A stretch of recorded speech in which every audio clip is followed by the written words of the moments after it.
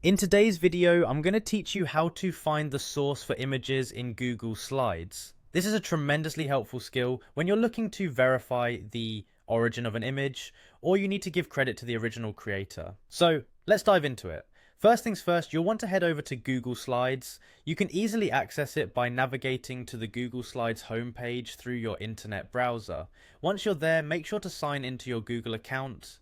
If you're not already signed in, go ahead and do that now.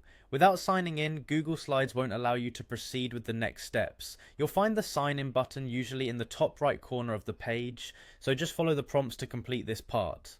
Once you're signed in, you'll land on the Google Slides homepage. This is your starting point for creating and editing presentations. Here, you'll want to either open an existing presentation or create a new one.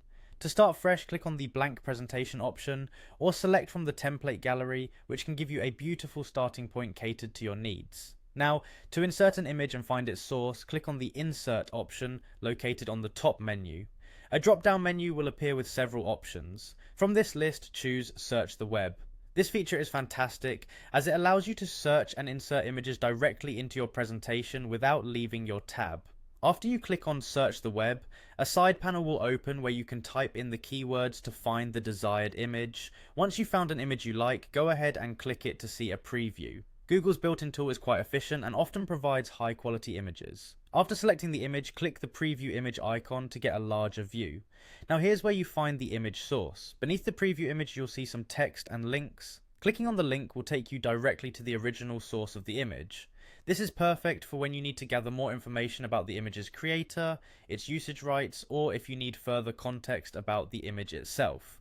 Take note that respecting copyright and granting proper attribution is not only a good practice, but also often required when using images from the web.